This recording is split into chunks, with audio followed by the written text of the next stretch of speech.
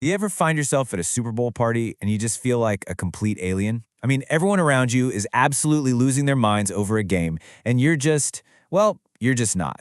It turns out there's a really fascinating scientific reason for that. And it's not about lacking passion, your brain might just be on a completely different wavelength. So, to put this in perspective, a whopping 60% of Americans follow sports, a lot of them with this almost religious-like devotion. I mean, this is the dominant culture, right? It's the default setting for parties and small talk. It is pretty much the background noise of modern life for most people. So if you're here with me now, chances are you're in that other 40%. You've probably been there, nodding along at a party, maybe wondering, what is wrong with me? Why can't I get into this like everyone else seems to? Well, here's the big idea. The key takeaway from all of this. It has nothing to do with you being boring or passionless. Not at all. Neuroscience and psychology are actually showing us that there are real, tangible differences in how your brain is wired compared to a die-hard sports fan. Okay, so first up, let's talk about our ancient programming. Because at our very core, we humans are tribal creatures. And you know what? Sports tap directly into that deep, deep-seated need to belong. Just think about it for a second. For thousands and thousands of years, being part of a group meant survival. Your tribe was your identity, your protection, the whole shebang. Sports are basically just the 21st century version of that. They're modern tribes, but with way, way better merchandise. It's a really powerful instinct. And it gets even crazier when you look at the brain chemistry. So when a fan watches their team play, their brain releases oxytocin. That's the exact same bonding hormone that connects you to your family. Their brain is literally tricking them into feeling this deep, clan-like connection to millionaire athletes they have never, ever met. And you can really see the split right here. For a sports fan, their identity is often completely wrapped up in their team. This leads to that really strong us versus them mentality. But for a non-fan, identity tends to be much more individualistic. In fact, there was a 2019 study on group psychology that found people who don't care about sports are way less likely to automatically see an opposing team as the end. But it's not just about tribalism. Oh no, there's also this powerful chemical cocktail at play here. We're talking about the brain's reward system, which, for a sports fan, can feel just like an addiction. So every unpredictable play, every time there's a near miss, every potential score, it all triggers a little hit of dopamine. That's the pleasure and anticipation chemical. This creates what's known as intermittent reinforcement. It's the not knowing what's going to happen next that keeps the brain completely hooked. And get this, the psychological principle that keeps a sports fan glued to their TV is the exact same one that makes slot machines so unbelievably addictive.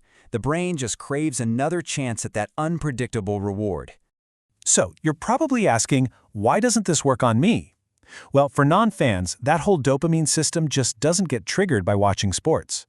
Research from the University of Chicago even suggests that variations in your dopamine receptor genes can actually predict how much you'll care. Your indifference might literally be written in your DNA. Okay, so if it's not a tribal instinct and it's not a dopamine rush, does that mean people who don't like sports are passionless? No, absolutely not. It's not about a lack of caring. It's about where you choose to direct that care. It all comes down to this idea called empathy allocation. See, all of us have a finite amount of emotional energy. We've only got so much caring to go around, you know? You just can't care deeply about everything. Fans allocate a huge chunk of their emotional budget to their teams. Non-fans, they simply invest that same energy somewhere else. And there's actually data to back this up. A 2021 study in personality psychology found that people with a low interest in sports scored way higher on a core personality trait called openness to experience.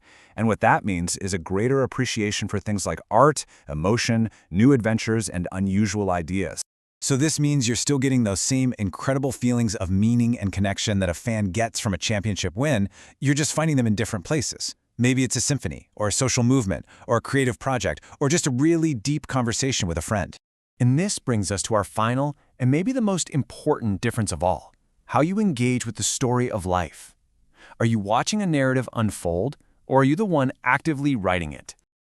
So psychologists have this great term for a key fan behavior. It's called BIRGing. That stands for Basking in Reflected Glory. This is that tendency we have to link our own self-worth to the success of a group we're connected to, like a sports team. I mean, you've heard this a million times, right? When the team does well, it's always, we won. But the second they fail, it immediately becomes, they lost. That little pronoun switch is the perfect example of BIRGing in action. It's a psychological defense mechanism that non-fans are just far less likely to use because their sense of self isn't tied up in the team's performance.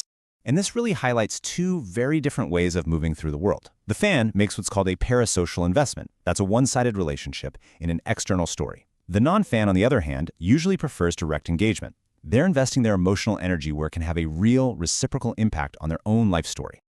Think about it this way. A lot of non-fans report feeling more present in their own lives. Instead of spending an afternoon watching someone else's journey on a field, you're actually out there participating in your own. There's something really powerful about that choice when you stop and think about it. So, at the end of the day, what's the big takeaway here? Well, if you don't care about sports, you are not missing out on some core human experience. You are not broken. You're not boring. Your brain's reward system, your tribal instincts, your empathy, they are all just calibrated a little differently. You're playing an entirely different but equally valid game. Which really just leaves us with one final thought. The big game is on, but you're not watching it. You're busy playing your own game, the game of your life. So the only question that really matters is, what are you going to do with that time?